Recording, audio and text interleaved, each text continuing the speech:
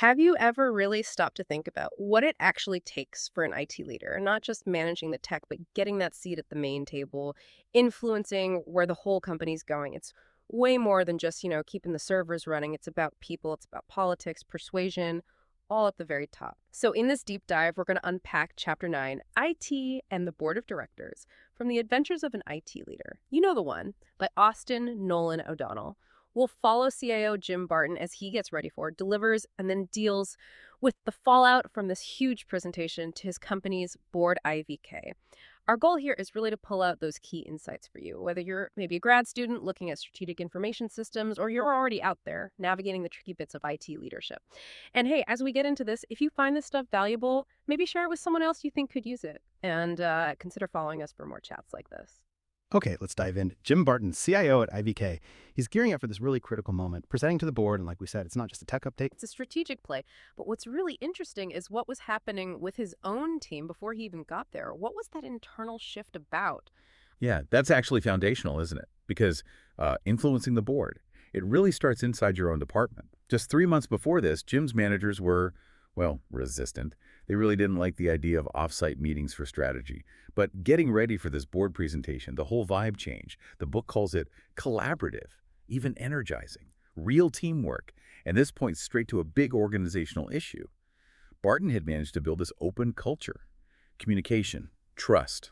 It overcame all that past turnover and turmoil IVK had, even his own kind of bumpy start as CIO. So that internal shift, it's crucial. It shows better teamwork, a better workplace culture. You really can't lead outwards if things aren't working inwards. Right. And it sounds like that improved teamwork wasn't just, a nice to have. It directly impacted how they built the presentation itself. Absolutely. And this gets into those management issues around strategic communication. Barton's team didn't just throw slides together. They built a narrative, like a story almost. They started with IT's messy ad hoc past at IVK, then showed the move to discipline management, gave actual results, looked honestly at strengths and weaknesses, and then peered into the future opportunities, risks. That kind of structured story, it shows real strategic thinking. Yeah. It's so important for any leader, but especially talking to the board. You could tell Barton felt more confident. They weren't just reporting problems, they had plans. They were shifting IT from being reactive to, proactive, driving value. Okay, so they had this clear story. And Barton had four main messages he really wanted the board to hear. What were those key IT issues IVK was grappling with? Yeah, four big ones. First, he highlighted how IVK's IT had historically been super informal, almost dangerously so. The company grew like crazy, but IT was run like the old days. Few formal plans, priorities all over the place, hardly any metrics. Even security was just ad hoc. And that points directly to a weak IT strategy, poor data governance. It left them really vulnerable. So Barton laid out how he was fixing it, putting in procedures like linking loan origination and finance to make sure payments got approved right, rolling out dashboards, metrics, aligning with best practices too, like ITIL principles for operations, COBIT for governance, trying to cut risk, get consistent, but still stay agile. It's a balancing act. Okay, that makes sense. Tackling the informality. What was the second big message? I think you mentioned underinvestment, which, yeah, that sounds familiar for a lot of IT folks. Exactly. Yeah. Chronic underinvestment. That was number two. IVK's IT infrastructure was really suffering. They spent way less than the industry benchmark, which was around, 9% of revenue back then? So they had this messy mix of systems, old tech, all kind of patched together. Classic technical debt accumulating. And Barton had to stress, look, efficiency is great during a turnaround, but some big projects, they just couldn't wait. Things like a mobile app for customers, a data center overhaul, and this unavoidable replacement of core systems. Putting those off meant unacceptable levels of risk. It really hammers home that IT issue of needing strategic investment. You have to look beyond just the upfront cost of cloud or whatever. You need to invest enough to dodge those major cybersecurity hits or system meltdowns. It's foundational. Right. It's like that crumbling foundation analogy you used. Okay, now this next one sounds really interesting. Pushing IT governance up to the board level. Why was that such a big deal? Well, this gets right to the heart of a major management issue. Who owns IT decisions and risks? Barton wanted the board, the senior execs, involved more deeply. He wanted joint ownership of the big trade-offs. Like, should we invest in this new digital platform? Or do we accept higher operational risk? That shouldn't just be the CIO's call, right? Hmm. He was trying to bust that old model of keeping IT in the basement. It aligns perfectly with modern COVID ideas, board oversight, strategic direction for IT, real accountability for IT risk. It was basically saying IT governance, it's as important as finance, as strategy. That's a huge shift for a lot of places. Fundamental shift, yeah. And the last message, transforming IT's whole image. Yes.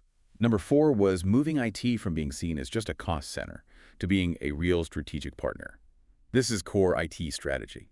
Barton had this vision of IT driving innovation, developing new analytics, creating mobile tools for sales, maybe even packaging IVK's tech as services they could sell, thinking about digital transformation, finding that competitive edge through technology. But he faced pushback internally. Some execs just wanted IT to build what they thought up, not bring ideas to the table. So Barton knew getting the board's backing was vital for that cultural change. He needed them to signal that IT belonged in those innovation discussions. And, even though he was talking about web platforms and analytics back then, it totally sets up today's conversations about AI, Gen AI risks, and how you leverage those strategically. Okay, so Barton's got his 4 messages. His team's prepped him well. He walks into the board meeting, but the agenda's packed. He's last on. He has to think on his feet, cut down his 30 minutes. What did he focus on, and how did the board react initially? Right, and he showed some real management skill there, adapting under pressure. He focused on the headlines, the main themes. He was candid about the past, showed that dismal 35–40% on-time project delivery rate from before. But then, bam, he showed the turnaround over 80% on time in the last quarter. That's a clear win. Shows process management works, boosts productivity. He also quickly covered the new planning processes, better vendor deals, the new controls, getting outside security folks for pen testing. These things directly hit those core IT issues, cybersecurity, compliance, system stability. It's about showing real, measurable progress, tangible value. And the board's first reaction sounds like it was pretty good. Oh yeah, initially very positive. You had Francesco Carraro, a veteran board member, calling it outstanding. Sally Lee, another influential director, was nodding along. That's a strong signal, right? A big boost for Barton and his team. Shows they achieved that organizational influence at the top. But, and this is important, Barton noticed the CEO, Carl Williams, was kind of reserved, hard to read. That's a little foreshadowing, maybe. Hints of those management issues, the power dynamics playing out underneath. Ah, the subtle cues. It's never just the words, is it? Okay, so then comes the Q&A. And this is where it gets spicy, especially around governance and risk. Exactly. This is where the dialogue gets really revealing. Yeah. Carraro, who used to be a CIO and COO, jumps right in supporting Barton. Even offers to send over examples of controls and metrics. Real validation there. Then he makes a pretty bold suggestion. Maybe the board needs its own IT oversight committee. Now, that speaks directly to IT governance and management issues.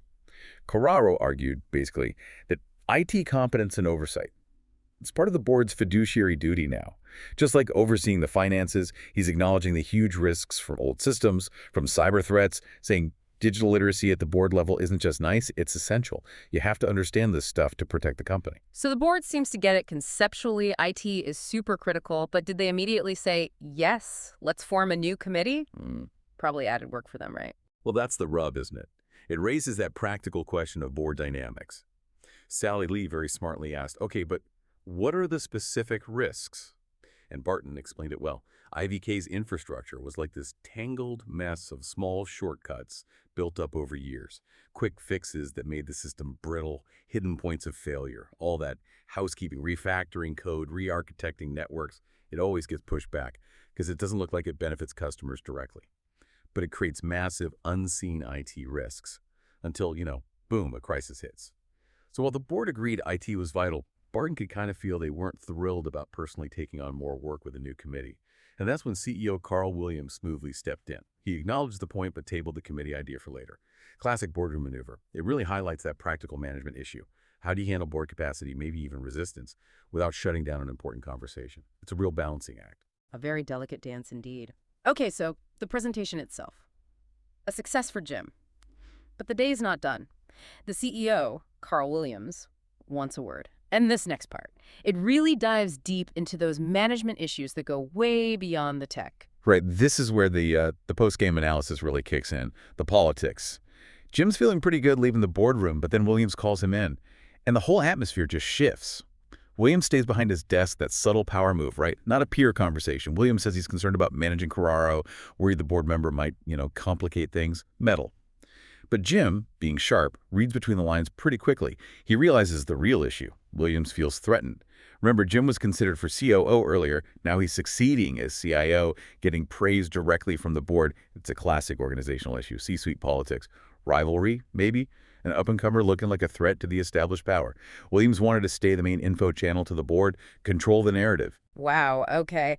That is a seriously tricky situation for Jim. High stakes. How did he handle that? How do you navigate that kind of political minefield without ticking off your boss or losing the board support you just earned? And this is such a great example of sophisticated leadership development in action. It really tests how well an IT leader can play the game. Barton handled it brilliantly, with real finesse. He immediately reassured Williams, promised total transparency, said he'd keep him looped in on every single interaction with any board member, forward emails, debrief after calls. He even offered to set up that lunch with Carraro through Williams' office so they could plan the agenda together. This wasn't about being sneaky. It was smart, transparent upward management, acknowledging Williams' position, his need to manage board relationships during a tough turnaround. Those actions, they diffused the tension, maintained trust, and honestly, it probably strengthened Barton's own position by showing he wasn't just technically smart, but politically savvy too. That's key for strategic leadership. Yeah, political savvy is definitely underrated sometimes. So the big takeaway here seems crystal clear. Being a truly strategic IT leader, it's so much more than just knowing the technology. Absolutely. Barton's own reflection at the end of the chapter says it all, really. He realized, okay, he'd tackled the technical IT issues, stabilized things, got projects moving, dealt with the tech debt, and he'd improved organizational issues, the team's culture, how happy customers were. But managing upward and outward, those tricky politics in the C-suite and the boardroom, that was just as vital, maybe even more vital sometimes. He learned that the path of an IT leader is fundamentally about people, about relationships, about shaping strategy at the absolute highest levels. That experience really sharpened his understanding of strategic information systems. It showed him, look, if you can win on both fronts, the technical and the human, then IT truly becomes that core strategic asset you want to be. What a fantastic journey to unpack. Jim Barton's story in The Adventures of an IT Leader really drives home that strategic IT isn't just about the tech stack. Never was, really. It's about changing organizations, tackling tough management problems, and yes, skillfully navigating those complex political waters to make sure IT is genuinely driving the business forward. We really hope you got some valuable takeaways from this discussion, and if you did, maybe pass this deep dive along to someone else you think might find it useful in their own journey. So here's something for you to think about. In your own role, or the one you're heading towards, how do you plan to balance that deep technical knowledge with those crucial leadership skills, managing relationships, navigating the politics? What steps could you start taking now to make sure IT is seen and treated as a strategic asset in your organization and not just, a line item on the budget?